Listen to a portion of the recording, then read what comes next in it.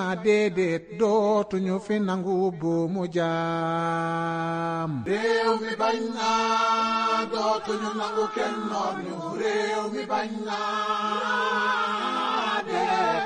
réew mi bañ naa déedéet dootuñu fi nangu buumu jaam.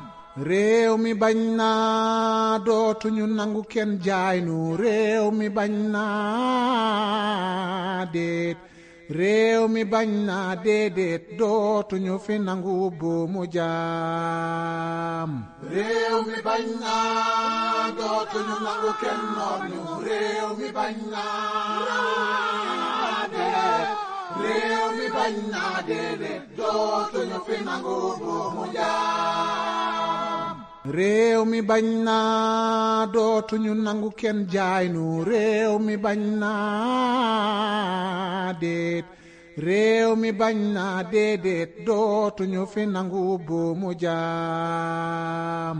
réew mi bañ naa dootuñu nangu kenn noot ñu. réew jógal taxaw. réew mi bañ naa déedéet dootuñu fi nangu buumu jaam. réew mi bañ naa dootuñu nangu kenn jaay nu. réew mi bañ naa déet. réew mi bañ naa déedéet dootuñu fi nangu buumu jaam. réew mi bañ naa dootuñu nangu kenn noot ñu. réew mi bañ naa déet. réew mi bañ naa déedéet dootuñu fi nangu buumu jaam. réew mi bañ naa dootuñu nangu kenn jaay nu. réew mi bañ naa déet. réew mi bañ naa déedéet dootuñu fi nangu buumu jaam. réew mi bañ naa dootuñu nangu kenn noot ñu. réew mi bañ naa déet. réew mi bañ naa déedéet dootuñu fi nangu buumu jaam. réew mi bañ naa dootuñu nangu kenn jaay nu. réew mi bañ naa déet. réew mi bañ naa déedéet dootuñu fi nangu buumu jaam. réew mi bañ naa dootuñu nangu kenn noot ñu. réew jógal taxaw. réew mi bañ naa déedéet dootuñu fi nangu buumu jaam. réew mi bañ naa dootuñu nangu kenn jaay nu. réew mi bañ naa déet. réew mi bañ naa déedéet dootuñu fi nangu buumu jaam. réew mi bañ naa dootuñu nangu kenn noot ñu. réew mi bañ naa déet. réew mi bañ naa déedéet dootuñu fi nangu buumu jaam. réew mi bañ naa dootuñu nangu kenn jaay nu. réew mi bañ naa déet. réew mi bañ naa déedéet dootuñu fi nangu buumu jaam. réew mi bañ naa dootuñu nangu kenn noot ñu. réew mi bañ naa déet. réew mi bañ naa déedéet dootuñu fi nangu buumu jaam. réew mi bañ naa dootuñu nangu kenn jaay nu. réew mi bañ naa déet. réew mi bañ naa déedéet dootuñu fi nangu buumu jaam. réew mi bañ naa dootuñu nangu kenn noot ñu. réew jógal taxaw. réew mi bañ naa déedéet dootuñu fi nangu buumu jaam.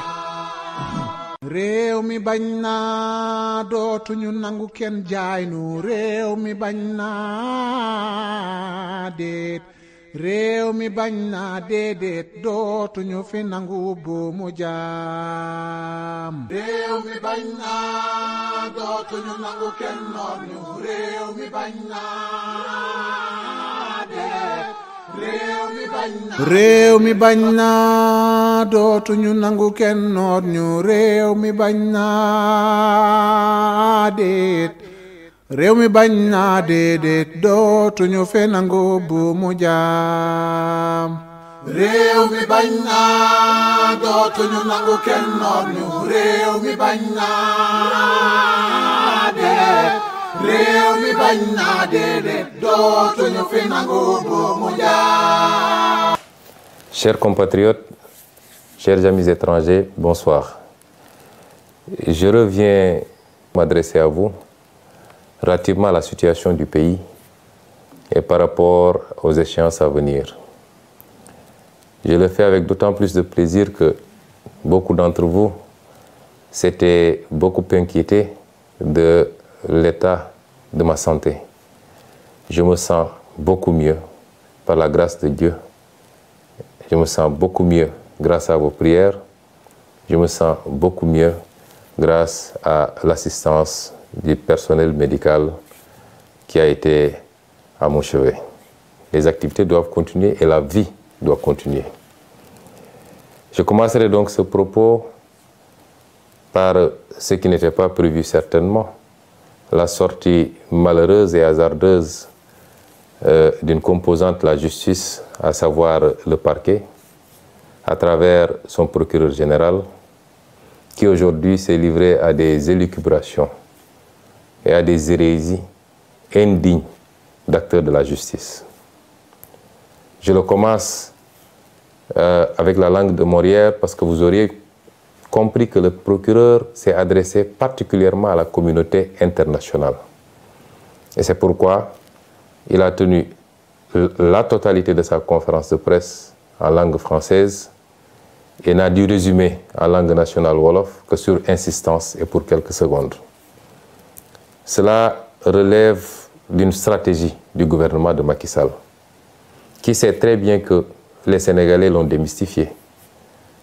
Les Sénégalais, toutes catégories confondues, ont fini par voir clair dans le jeu de Macky Sall et à comprendre jusqu'où cet homme constituait un danger pour le pays et pour sa stabilité. Les Sénégalais ont compris que Macky Sall a été l'un des pires présidents dont on aurait pu s'imaginer au Sénégal. Ce n'est pas seulement par son bilan, mais c'est par ses pratiques dangereuses tendant à diviser les Sénégalais, à les monter les uns contre les autres, par des considérations relatives à l'ethnie, à la région ou à la religion. Et c'est pourquoi se débarrasser de Macky Sall est une œuvre de salubrité publique qui nous interpelle tous. La communication du parquet était donc essentiellement destinée à nos partenaires internationaux, partenaires avec lesquels de plus en plus il nous a été donné de prendre contact ces derniers jours, ces dernières semaines, d'échanger à profondeur et de les amener à comprendre la manipulation de Macky Sall, qui jusqu'à présent avait quasiment le monopole de la communication à l'international et en avait profité pour aller dépeindre son opposition sous des traits de terrorisme, d'opposition aux intérêts étrangers et d'irresponsabilité.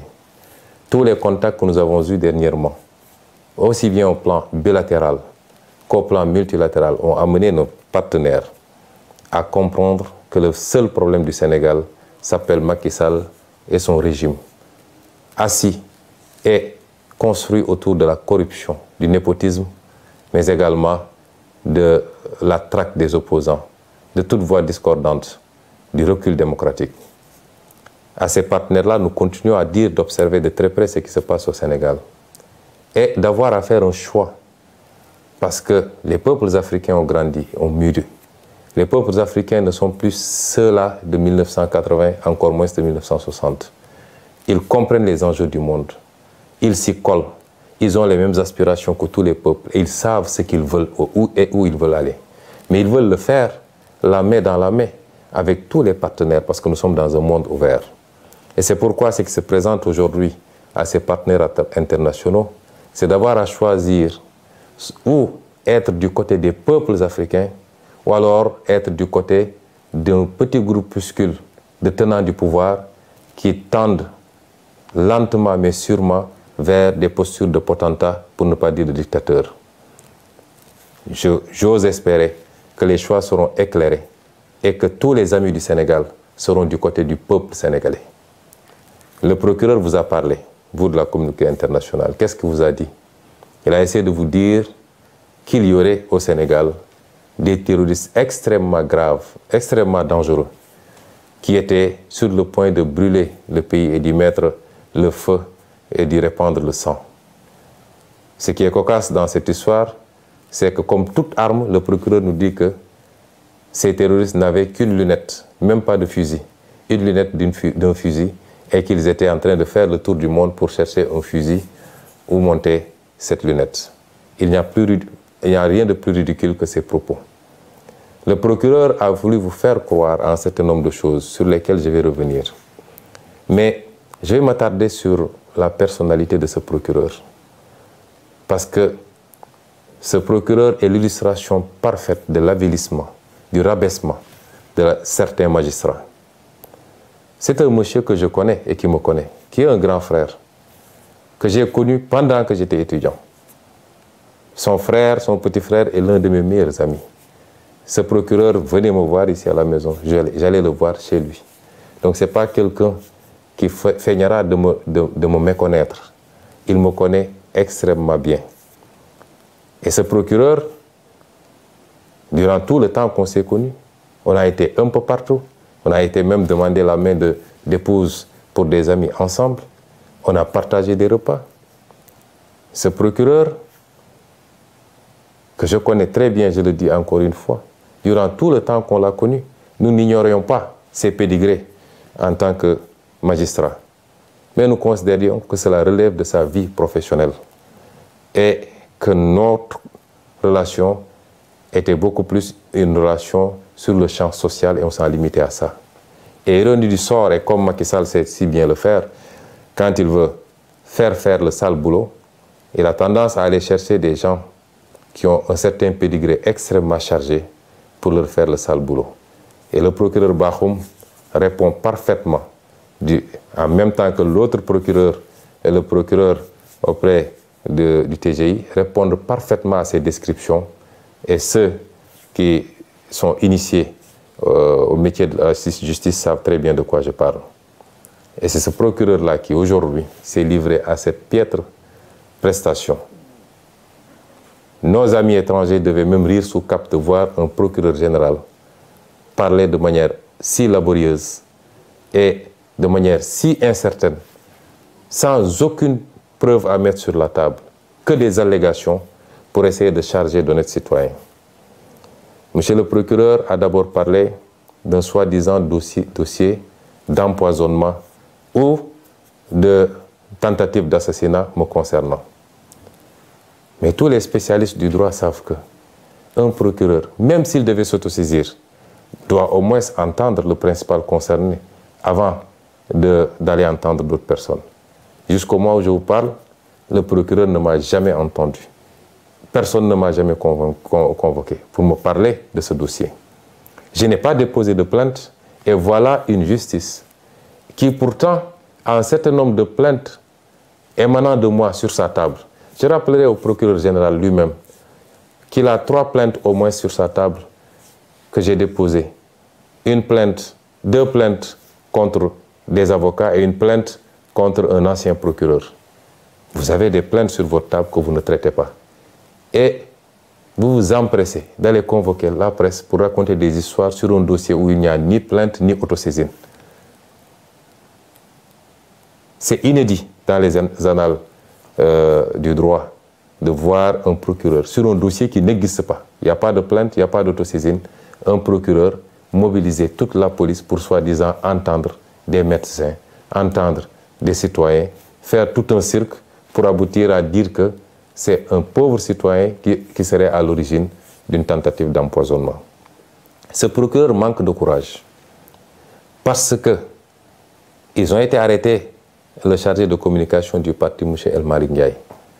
Mais c'est moi-même qui ai dit, et je le redis ici, que j'ai été victime d'une tentative d'assassinat de la part de la brigade d'intervention polyvalente, unité d'élite de la police. Je le dis et je le redis.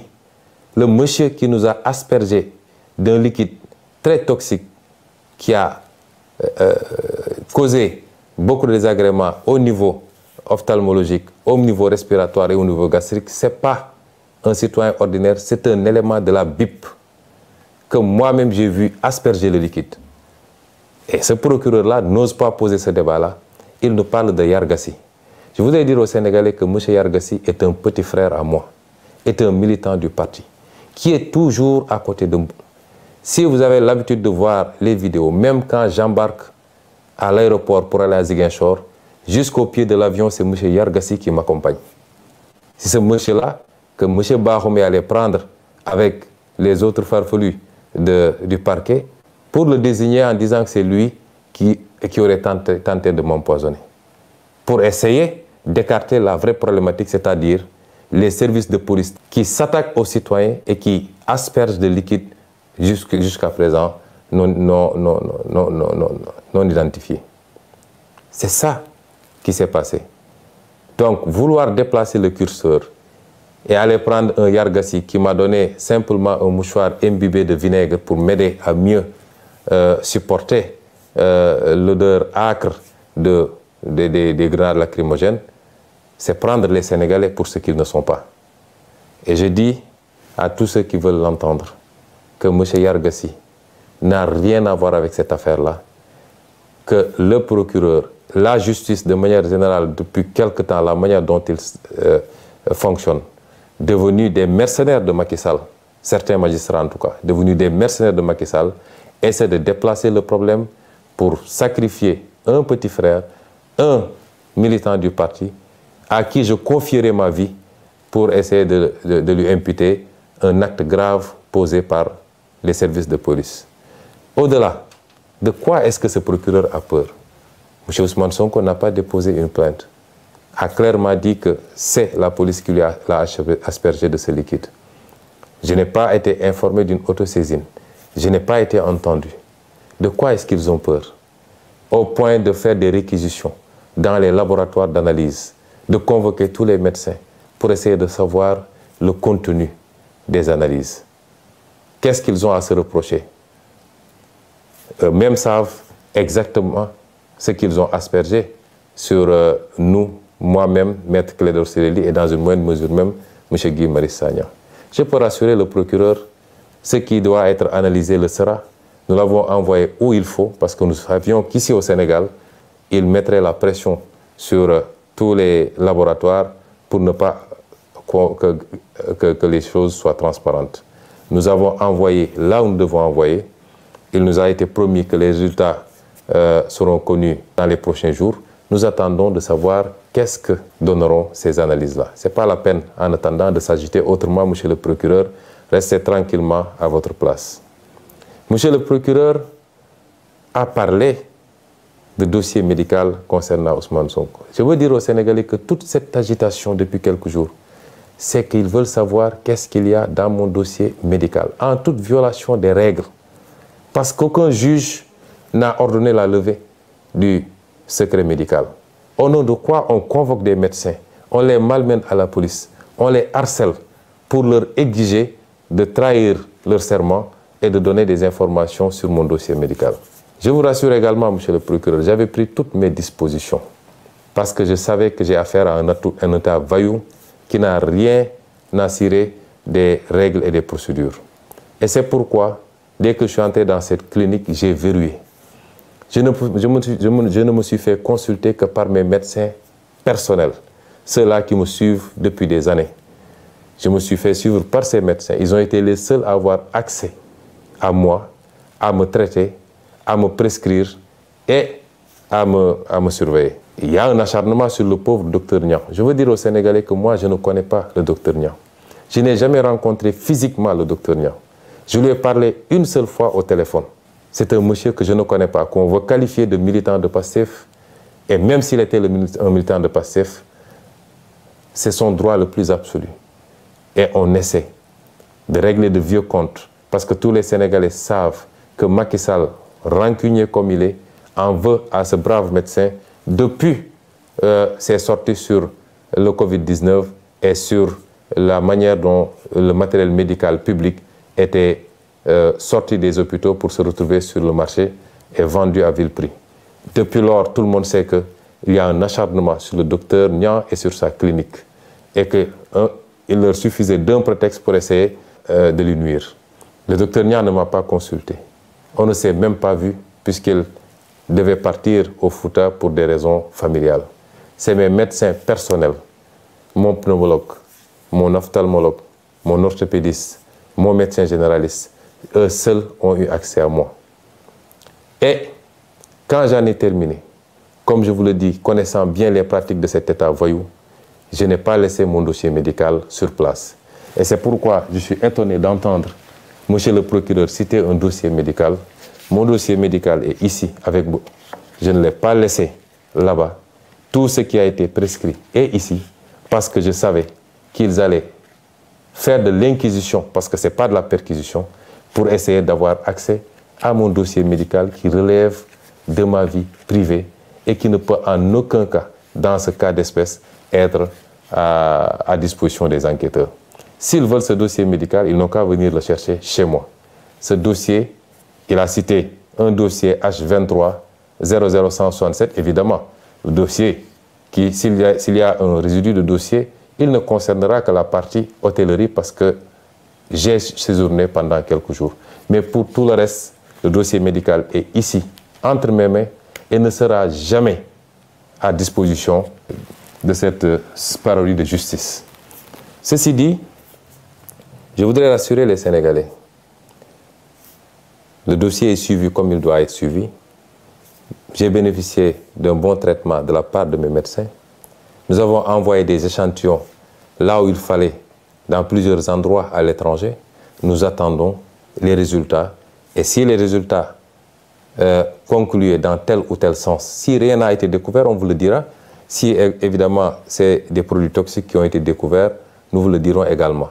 Mais je maintiens, je signe, je persiste et je réitère à dire que j'ai été victime d'une tentative d'assassinat. Et ce n'était pas la première, parce que rien que le fait de casser la vitre de ma voiture avec des éclats de vitre qui auraient pu me trancher la gorge ou qui auraient pu se retrouver dans mon œil, rien que cela est une tentative flagrante d'assassinat. En tout cas de faire très mal. Et je le réitère, cette tentative émane exclusivement des forces de police. Je le dis, puisqu'il y avait des gendarmes et des policiers sur place, je le dis, celui qui nous a aspergé ce liquide est un élément de la BIP. Je le réitère, et si le procureur veut entendre quelqu'un, c'est moi qui aurais dû être entendu, au lieu de faire tout ce cirque-là à convoquer des innocents, à arrêter des innocents et à les faire écrouiller injustement. Le procureur, enfin, a fait de longs développements sur, soi-disant, des forces spéciales ou je ne sais pas quoi, commando. Mais vous remarquerez que, et ça c'est ça la politique de Macky Sall, il ne réussira pas à briser ce pays, à mettre les Sénégalais contre les uns et les autres. Mais vous remarquerez qu'aujourd'hui, porter un nom de famille à consonance casamançaise est devenu un crime sous le régime de Macky Sall. On nous parle de MFDC, on me parle, mais des terroristes du MFDC qui ne peuvent même pas avoir un fusil, qui ont simplement une lunette. Il n'y a pas plus ridicule que ça. Et ils veulent prendre les gens pour des demeurés, pour ce qu'ils ne sont pas. Je le réitère, aujourd'hui, une bonne partie, en tout cas certains magistrats ont peur, parce qu'il semblerait, d'après ce que dit le procureur, qu'ils soient visés. Ils n'ont qu'à se poser la question du pourquoi. Vous ne pouvez pas semer la haine dans ce pays, être les bras exécutifs de Macky Sall dans ses sales besognes. Vous êtes l'auteur de tueries dans ce pays. À chaque fois que vous prenez une mauvaise décision, par rapport à vos petites carrières, vous êtes responsable de gens qui tombent sous les balles. Parce qu'à chaque fois qu'il y a contestation derrière, il y a une décision injustifiée de la justice. Vous ne pouvez pas continuer comme ça et penser que vous serez en sécurité tranquillement à siroter votre thé. Je vous l'ai toujours dit, si le pays brûle, vous ne serez pas épargné. Revenez à la raison. Autant il y a énormément de magistrats qui font correctement leur travail, qui sont dignes et qui sont sanctionnés pour ça, qu'on renvoie dans des juridictions les plus éloignées, simplement parce qu'ils ont cette dignité de dire je n'obéirai pas à la commande de Macky Sall. Autant, excusez-moi du terme, il y a de la pourriture dans cette magistrature-là. Et ces gens-là doivent comprendre que ça ne peut pas continuer comme ça. Je ne suis pas en train de vous menacer, je suis en train de vous prévenir. Si Macky Sall vous garantit la protection absolue, vous êtes engagé dans un combat qui ne commence pas aujourd'hui et qui ne se terminera pas aujourd'hui. Vous ne pouvez pas être des briseurs de carrière politique. Vous ne pouvez pas être des briseurs de projets politiques auxquels des millions de Sénégalais croient. Vous ne pouvez pas être des obstacles à l'espoir des Sénégalais et penser que vous allez vous en sortir indemne. Tôt ou tard, vous rendrez compte aux Sénégalais. Vous rendrez compte devant la loi que vous étiez censé servir. Et c'est pourquoi vos intimidations ne passeront pas. Le magistrat qui se muera en politicien pour exécuter des commandes politiques, ce sera lui-même défini comme ennemi du peuple sénégalais. En tout cas, d'une grande partie du peuple sénégalais. Et nous assumons nos propos par rapport à ça. Nous ne pouvons pas accepter que ce pays soit pris en otage par un groupuscule de magistrats, quelle que soit leur fonction. Et c'est pourquoi nous vous disons que vous habitez dans ce pays. Les gens que vous jetez injustement en prison, ils ont de la famille, comme vous. Ils ont des carrières comme vous. Ils ont des parents comme vous. Ils ont droit à la liberté comme tout le monde. Mais sur commande politique, vous vous permettez de prendre des gens que vous jetez, des innocents que vous jetez en prison, que vous laissez pendant des mois souffrir en prison. Et vous pensez que les gens vont continuer à vous laisser comme ça. C'est vous qui alimentez la haine contre vous. Et à terme, ça risque de se passer mal. Revenez à la raison. Ce pays ne vous appartient pas, il nous appartient à tous. Respectons-nous et sachez que vous rendez la justice non pas au nom de Macky Sall, de sa famille et de son parti, mais vous la rendez au nom du peuple sénégalais. Et ce peuple sénégalais ne se retrouve plus dans ce que vous êtes en train de faire. Il vous a honni à cause de vos comportements. Et c'est pourquoi votre intimidation ne passera pas. Nous continuerons à faire ce que nous devons faire. Et parmi ces actions que nous devons faire, je réitère que le plan d'action du 29, 30 et du 3 avril reste maintenu intégralement. Nous sortirons, nous manifesterons, parce que nous l'avions dit. Désormais, avec ou sans autorisation, nous manifesterons. Nous ferons face à Macky Sall, parce qu'il veut faire croire aux gens qu'il a la capacité de réprimer les manifestations. Il avait dit que ce qui s'était passé ne se passerait plus. Ce qui s'est passé le 16 a démontré qu'il n'a pas les capacités pour contenir un peuple qui est debout, qui dit non. Et nous ne devons pas être moins dignes que les autres peuples qui se battent aujourd'hui. Le peuple français a beaucoup d'avantages, énormément d'avantages, mais aujourd'hui, ils se battent pour leur dignité. Pourquoi notre peuple refuserait de se battre ou abdiquerait face aux velléités dictatoriales de Macky Sall? Nous nous battrons. Ils n'ont pas les capacités, si le peuple le veut. Et si le peuple se met debout, Macky Sall n'a pas le 10e des capacités pour contenir ce peuple. Et j'en appelle à ce peuple-là, à la jeunesse, aux ouvriers, aux transporteurs, aux étudiants, aux intellectuels, aux femmes, aux jeunes, à toutes les couches sociales. Ce qui se joue aujourd'hui, c'est notre destin. Si on laisse Macky Sall gagner, nous souffrirons encore pendant très très longtemps. Nous maintiendrons ce plan d'action. Et nous ne tomberons pas sous le piège de Macky Sall. Parce que, aujourd'hui, il est omnibulé par son défilé du 4 avril. Il va organiser un très grand défilé, le dernier qu'il organisera, puisque dans 11 mois, il ne sera plus président de la République, s'il plaît à Dieu. Il veut faire une démonstration de force et en même temps intimider le Sénégalais pour montrer qu'il a beaucoup acquis en armement, de toutes sortes, des tanks, des chars. En soi, ça ne nous pose pas de problème. La fête de la nation, c'est notre fête à tous. Mais nous ne tomberons pas dans le piège de Macky Sall parce qu'à chaque fois, il ruse. Vous vous rappelez, lors de la crise du Covid, il avait invité toute la classe politique au palais de la République. Et nous tous, on avait dit que c'est la République qui a appelé. Nous sommes partis en pensant que ça allait être un nouvel élan pour que Macky Sall comprenne qu'on ne gère pas un pays de manière autocratique et qu'on doit respecter son opposition, si on veut que cette opposition vous respecte. On a vu ce qui s'en est suivi. Vous vous rappelez, lorsque nous avons gagné la Coupe d'Afrique, il a appelé. Moi, j'ai été de ceux qui avaient dit que je ne m'y rendrai pas parce que c'est de la ruse encore. Une bonne partie de l'opposition s'y était rendue.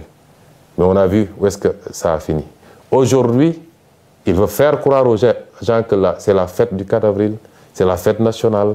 Donc nous devons tous tout laisser tomber et venir répondre à son invitation parce qu'il se susurre même un projet d'invitation de l'opposition au 4 avril. Comment pouvez-vous comprendre que Macky Sall emprisonne plus de 300 personnes de nos jeunes, mettent d'autres sous bracelet électronique, d'autres ont été blessés par balle, d'autres ont été tués. Il n'y a même pas une enquête. À ce procureur, justement, je rappelle, où en est-il avec les enquêtes de la disparition de Didier Badji et de son compère? Où est-ce qu'il en est avec l'enquête sur l'assassinat de Mariama Sagna? Où est-ce qu'il en est sur l'enquête avec les 14 jeunes exécutés froidement lors des manifestations de mars 2021, etc., etc. Et aujourd'hui, il vient faire une sortie malheureuse pour nous parler d'empoisonnement ou de je ne sais forces spéciales. Et c'est pourquoi nous disons que nous ne tomberons pas dans ce piège-là. Nous continuerons à nous battre et personne ne nous mettra à dos l'armée nationale. L'armée nationale, c'est notre armée, c'est notre fierté à tous. Ils vont sortir avec des arguments pour vous dire « oui, ils veulent manifester le 3 alors que c'est la fête de l'armée ». Il n'en est absolument rien. Macky Sall fait des arrestations le 3, fait des emprisonnements le 3. Nous ne suspendrons pas notre combat le 3. Et donc j'en appelle à tout ce peuple. Les 29, 30 et le 3 avril, nous allons faire des manifestations sur toute l'étendue du territoire national. Et j'appelle les jeunes à se mobiliser davantage, à faire face à la stratégie de la terreur de Macky Sall. Parce qu'il pense qu'avec les emprisonnements, les arrestations préventives, il va vous faire peur. Nous ne sommes pas dans ce schéma-là. Nous sommes conscients tous que nous nous battons pour l'avenir de nos fils et de nos petits-fils et que rien ne nous fera reculer. Donc, mobilisation massive pour ces 3 jours pour démontrer à la face du monde que la dictature de Macky Sall ne passera pas et qu'en aucun cas, il ne peut gagner ce combat que nous avons initié. Je vous remercie.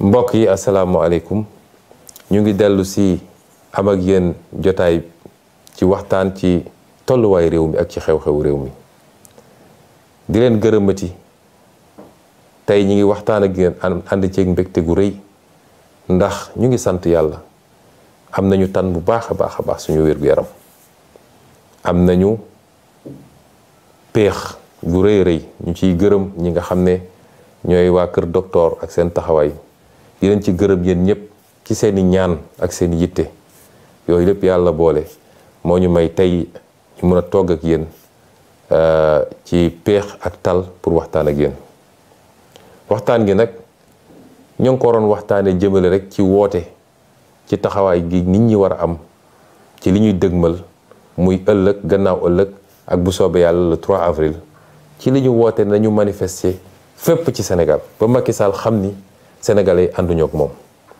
manifester gi nag ñépp ci war a ànd manifester bu ñu jàpp ni manifester yi affaire ndaw ñi kese la wala affaire Pastef kese la déedéet li Macky Sall bëgg bu ko amee kenn ku ne fi nga toog di nga toog matt sa baaraam bu cax la ñu xeex ñun ñëpp ba ànd ba yegg si fii ba Sénégalais yëpp am yaakaar ni lañ doon xaar boobu ba léegi fukki weer ak benn gën saa gudd moo ci des pour ñu mun cee commencé koo liggéey ba ñëpp gis àdduna yëpp gis ni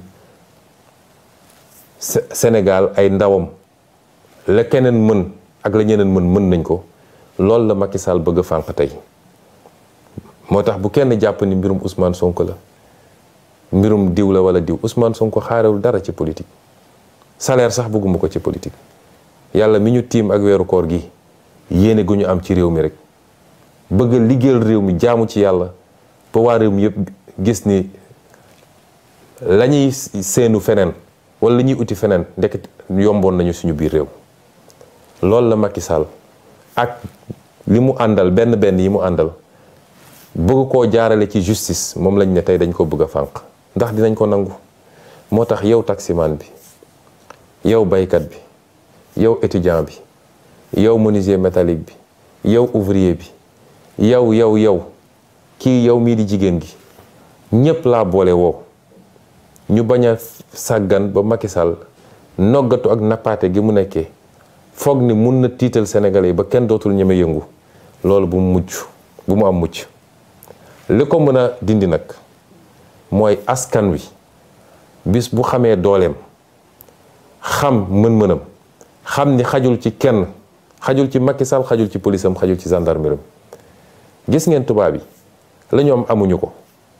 tey ab français bu toogoon liggéeyul sax am na lu muy fayeeku weer wu ne loo xam ne mun na ko permettre au moins mu fay location ak dund. te tey ñoom ñi ngi génn di xeex suba ba ngoon jot ñuy xeex yu métti parce que rek dafa am réforme bu ndaw bu ñu bëgg a jàllale pour ne léegi dootuñu retraité ak 62 ans waaye 64 ans la ñuy retraité. waaye xanaa ñooñu dañoo war a gën a bëgg seen bopp.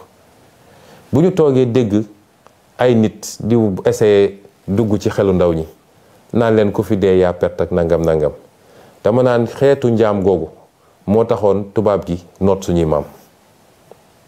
xeetu wax jooju mooy nangu tënk sa bopp ci jaam moo taxoon tubaab bi noot suñuy maam.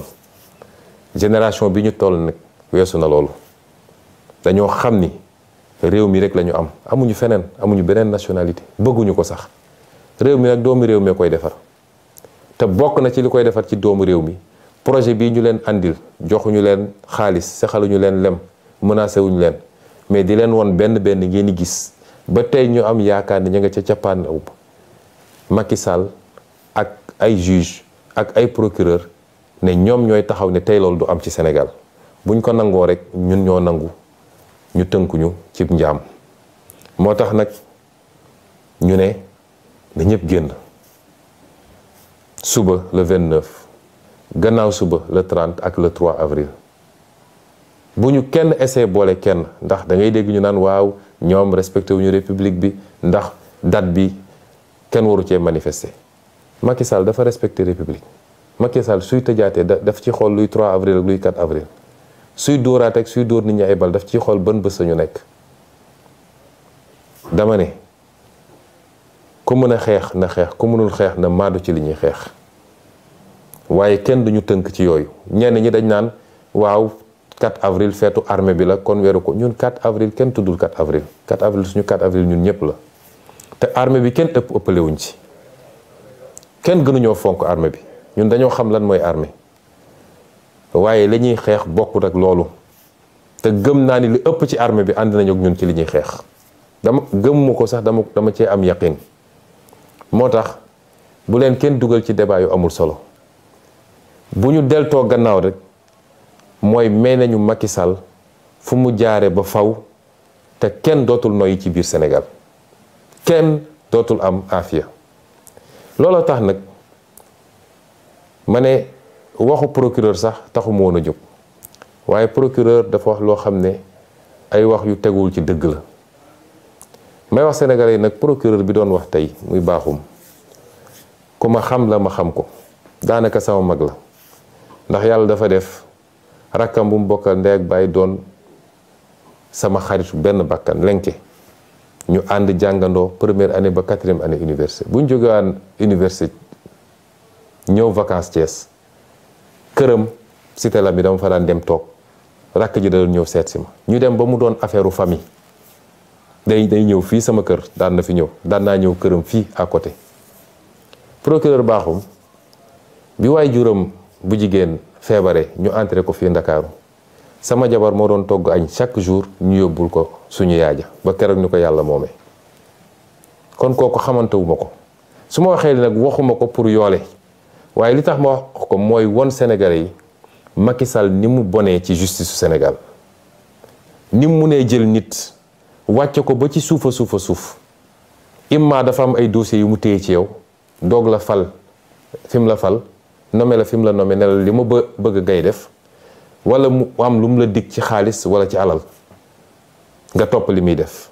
foofu la justice bi toll. du justice bi yëpp nag waaye ñëpp xam nañ ni magistrat yi bañ yëpp tey sonn nañ ci justice bi.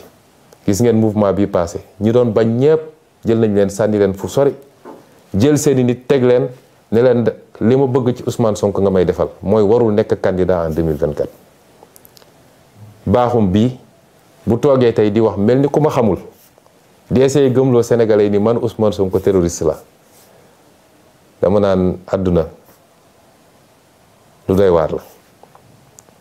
waaye noonu la Macky Sall mel ak justice ñi fi jox cër yépp ndomb tànk bu tax ñuy wax ci justice bi ku xam seen jaar-jaar ci wàllum magistrature di nga xam ni foofu du woon seen place.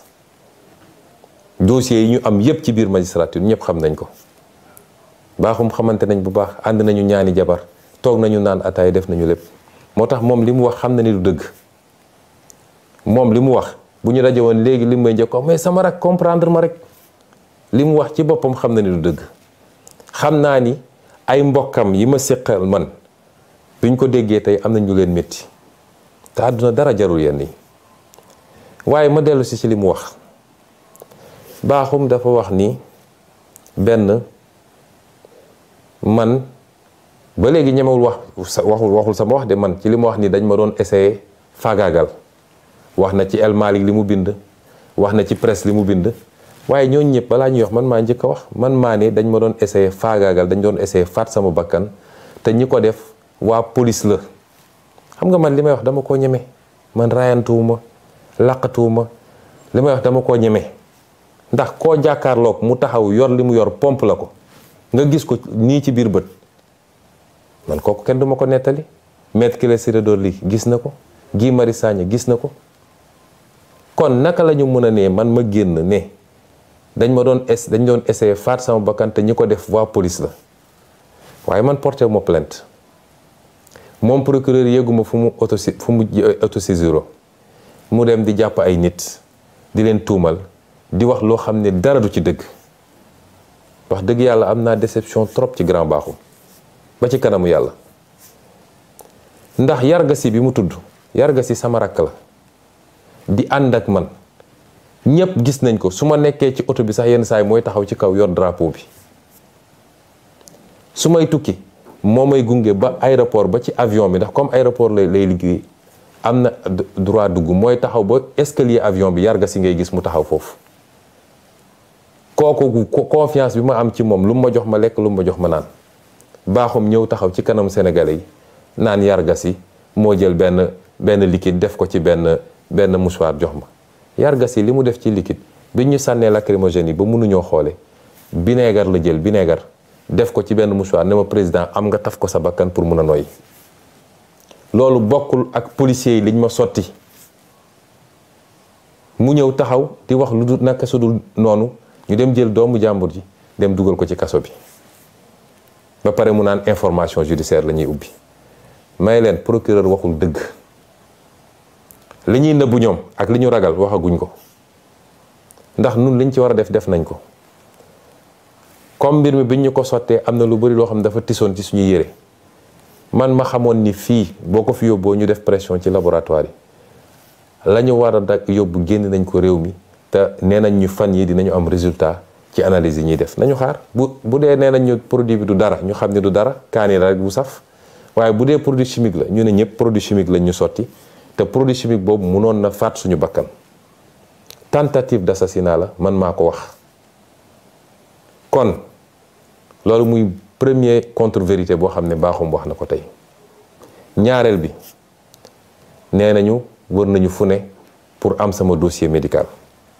ñoom lu ñuy doy sama dossier médical ñoom amuñu droit laaj sama dossier médical secret la ci anam yu ndaw a ndaw yu xaw a diis sax yu xaw a jafe la yoon mun a may ñu accéder dossier médical jàmbur ñuy convoquer ay médecins di leen bundu xatal fii may wax yéen ni tembe sama benn médecin docteur Bros dañ ko convoqué waat tey convocation bi yépp mooy ban façon faj nga ko defal lan moo ko dal ndax defal nga ko certificat médical pour mu bañ a dem procès yëfu ñàkk fayda yooyu lañ doon laaj samay médecin man bi ma duggee ci hôpital bi laa xam ni comme état saay-saay la ñu yor état wuyu la seen yoon newul ci loi moo tax ma ne leen ku dul samay médecin bopp du ma jege. su dul woon sax loolu man fi ma toll ci dëkk bi nag fi ma toll ci politique ak ñi may rëbb ñëpp xam nañ ne nag sama yaram du ma ko jox n'importe qui. dama am ay médecins yoo xam ne ay ati at maa ngi ak ñoom. moo tax bi ma duggee ci hôpital ba dama ne waa hôpital ba seen plateau médical bi la ñu soxla waaye nag am naa samay médecins ñoom laay woo ñu ñëw xool ma.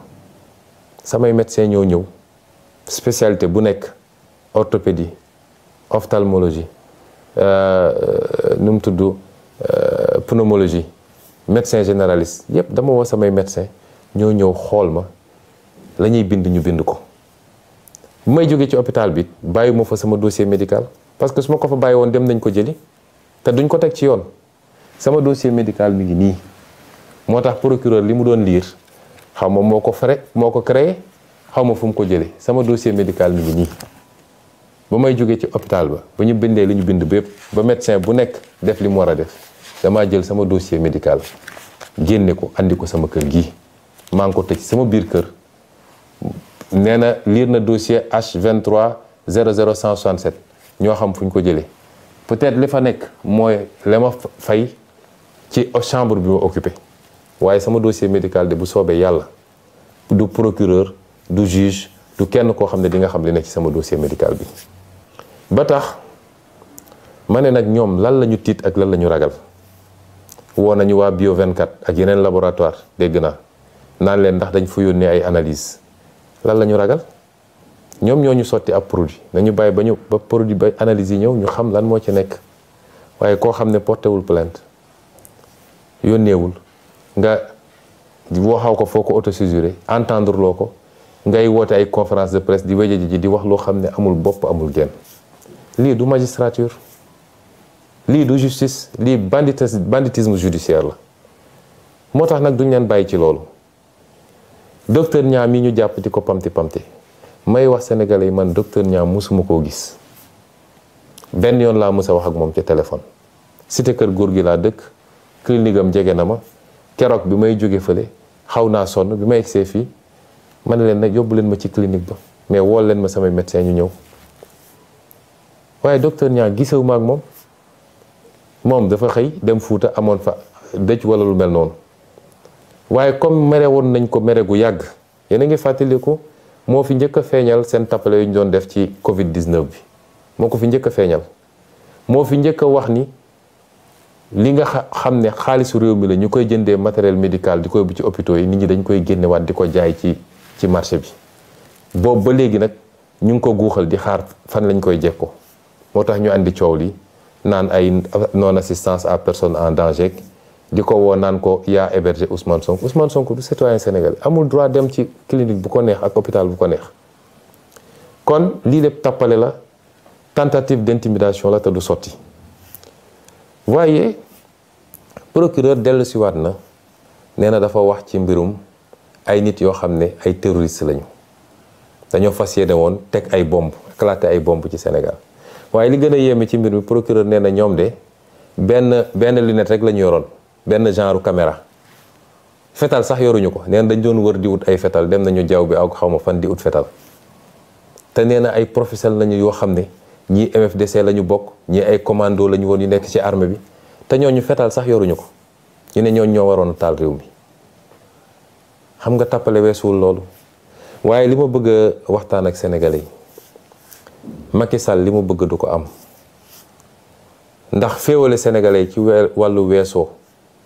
bi mu nekkee président ba léegi ci loolu la nekk seetlu ngeen ni li ëpp ñu jàpp lañ leen jàppee mooy seen sant méngoo na ak santu Joola wala santu Casamance tey Sénégal ku fi nekk Casamance te bokk ci Pastef rek boo moytu léegi ñu laxas la pourtant Pastef Mbàkke la ëppee doole ka Casamance Pastef Saint-Louis la ëppee doole ka Casamance Pastef Ndakaaru gi la ëppee doole ka Casamance manifestation day am ci Mbàkke doo dégg ñu ne kenn ab terroriste nga musul am kon lii mu bëgg du ko am nee na ki doon organiser manifestation yi Bignona moom la ñu jàpp fi mu ne nii xaar leen ba prochaine manifestation ngeen xool Bignona ndax du gën a tàng sax yeneen manifestation yi kon nañu bàyyi tappale bi Macky Sall fukki weer a ko fi dese na takk ay bagaasam te tàggatoo te dem ci jàmm. mbokk yi li gën a firndeel caaxaan ak tappale gi nga xam ne moom la procureur nekkee mooy moom ak Macky Sall ak Ismaïla Madior Fall nee nañu léegi daal dañoo am yitte ci Ousmane Sonko ak ci wér-gu-yaramam ba bi ñu déggee ñu naan am na ñu ko doon essayer faagaagal ñu naan dañuy def l'enquête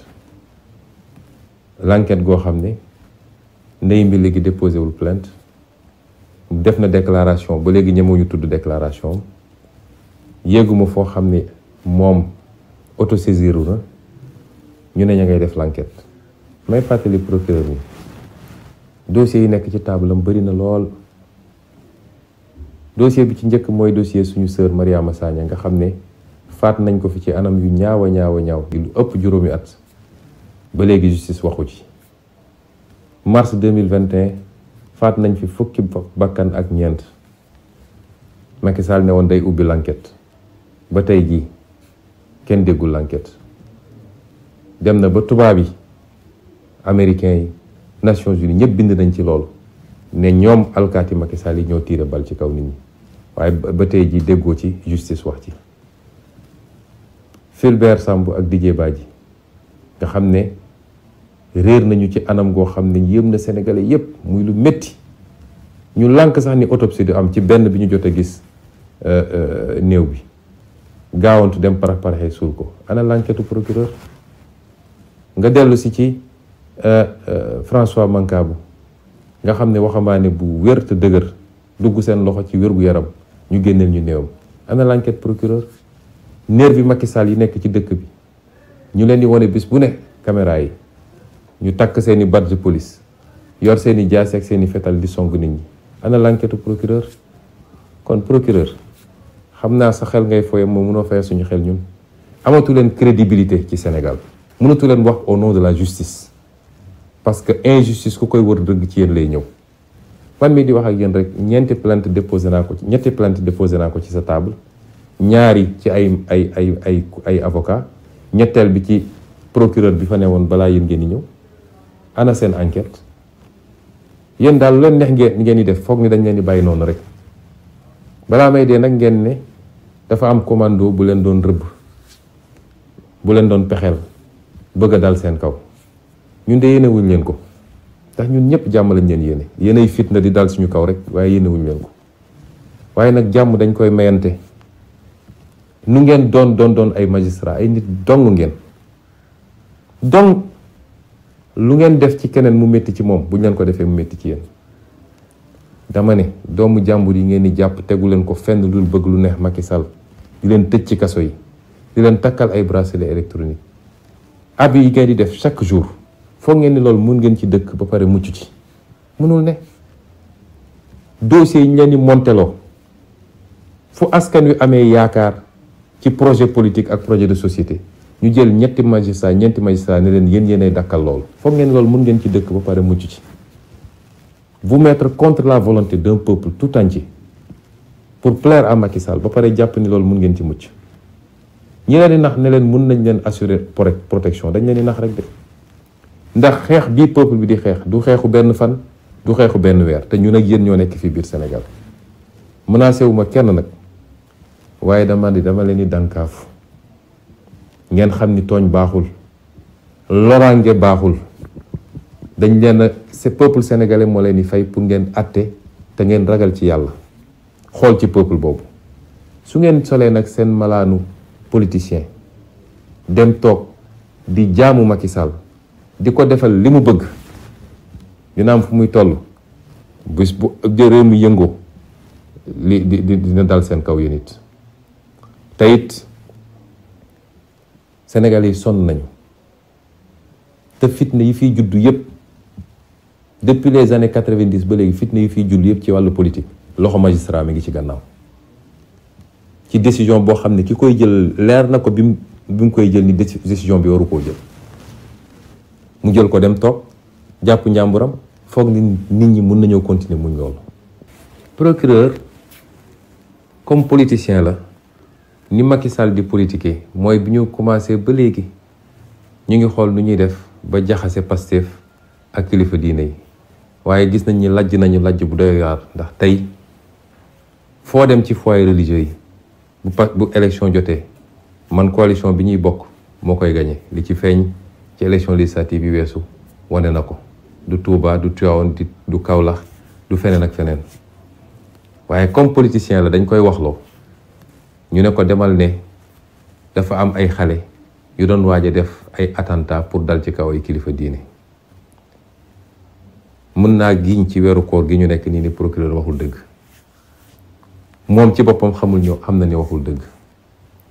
moo tax ñii dañoo dangereux ci réew mi, ndax nee naa leen Macky Sall li gën a sensible ci ay nit lay fooye mooy bëgg a jaxase nit ñi ci wàllum diine, wàllum waaso, wàllum xeet, wàllum région. mooy li gën a danger te loolu dara waral ko lu dul bëgg a toog ci nguur rek. may feddali sénégalais ni procureur baaxul, ak ni ma ko xamee moom xam na ni. moo tax xale yi gis na bi muy wax ñuy commenté naan ko yow bu yóbboo mun ngaa dem naan ndox ndax woro moom ci boppam digganteem ak boroom xam na ni waxul dëgg. te kilifa yi muy essayé manipuler kilifa diine yooyu xam nañ ni moom waxul dëgg. Sénégal yi koy déglu yëpp xam nañ ni waxul dëgg. àdduna bi yëpp xam na ni waxul dëgg. waa lii lan moo ko jar ci àdduna. moo tax ñu dellu di woo sénégalais yëpp nag. suñu plan d'action bi ñu tëraloon waxoon nañ leen ni fi mu toll nii tembe autorisation ñàkk autorisation suñu nee dañuy marche dinañu marche. déposé nañ ci territoire bi yëpp am na dégg naa fu ñu nangu am na fu ñu bañ rawatina ndakaaru gi.